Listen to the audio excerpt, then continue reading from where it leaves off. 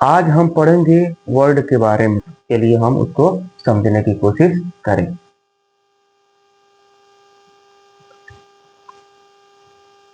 सबसे पहले हम उसका डेफिनेशन लिखते रहे हैं, उसके बाद हम इसको समझाने की कोशिश कर रहे हैं।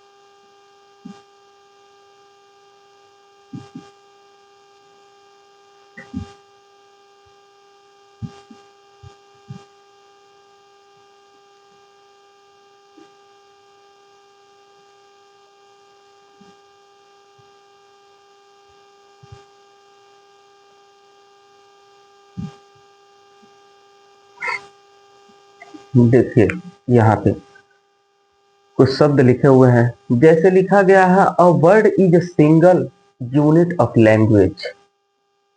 A word is a single unit of language, यानी जो भाषा होती है, लैंग्वेज का मतलब होता है भाषा, यानी भाषा की जो एकल इकाई है, एकल इकाई है, उसको हम क्या कहते हैं? वर्ड कहते हैं।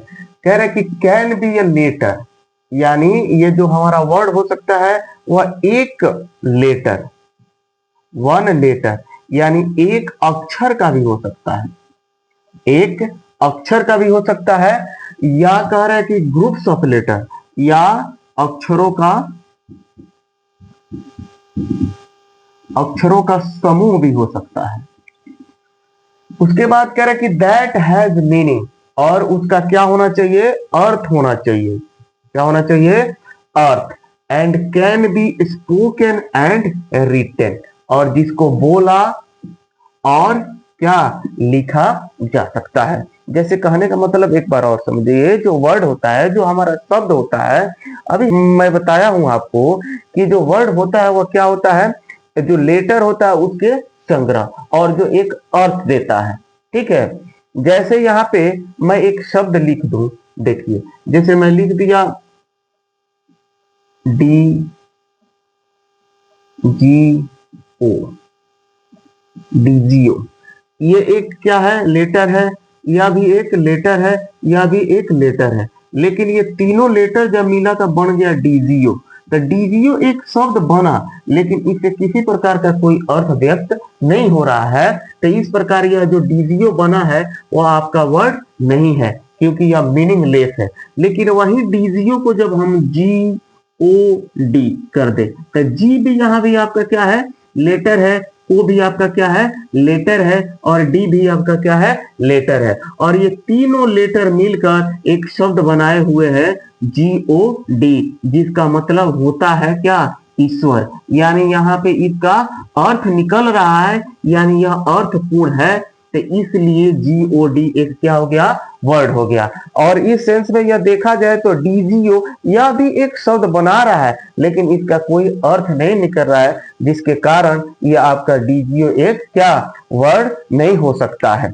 अब देखिए यहाँ पे जो एग्जाम्पल में आपको कुछ दिया गया है कि सिंगल लेटर वर्ड, यानी ये जो वर्ड होता है वह एक अक्षर में भी वर्ड हो सकता है। जैसे एक, ए लिखा है, ए का मतलब क्या होता है, एक, ए का मतलब क्या होता है, एक, यानी जो एक अर्थ प्रेजेंट कर रहा है, एक अर्थ रिप्रेजेंट कर रहा है, एक अर्थ दिखा रहा है, जिसके लिए यह ए एक क्या हो गया, आपका वर्ड हो गया।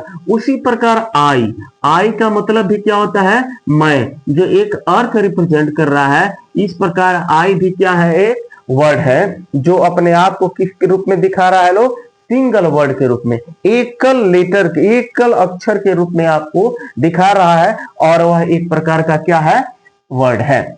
दूसरे में लिखा है वन सिलेबल, यहाँ पे जो सिलेबल लिखा है, सिलेबल का मतलब होता है यानी उच्चारण इकाई, यानी वैसे यानी सिलेबल का मतलब हम शब्दांश भी कह सकते हैं, शब्दांश यानी छोटा सा शब्द भी हम कह सकते हैं, यानी वह छोटा शब्द जिसको हम एक ही बार में उच्चारित कर दे, वैसे शब्द को हम सिलेबल कहते हैं। जैसे मान लीजिए कैट है, कैट, कैट को हम उच्चारित करने के लिए कितने बार में इसको समय लेंगे, तो एक बार में हम उच्चारित कर दे रहे हैं कैट। ये भी एक क्या है, वर्ड है, जो एग्जांपल है आपका किसका, वर्ड का। जैसे कह रहे हैं कि मल्टी सिलेबल वर्ड, यानी मल्टी सिलेबल वर्ड यानी बहुत सारे अक्षरों से मिलकर बना होता है, वो भी क्या होता है। जैसे मैं बोल दिया कंफर्टेबल, कंफर्टेबल, यानी इसको जब हम उच्चारित कर रहे हैं तो इसको एक बार में नहीं, हम एक से अधिक बारों में हम इसको क्या कर रहे हैं, उच्चारित कर रहे हैं। जैसे कंफर्टेबल को कहा जाएगा तो come for table, come for table, यानी एक से अधिक बार में इसको उच्चारित कर रहे हैं, तो इसलिए यह आपका मल्टी सिलेबल वर्ड हो गया, और यह भी आपका वर्ड का ही क्या है, हिस्सा है। ये इस प्रकार है।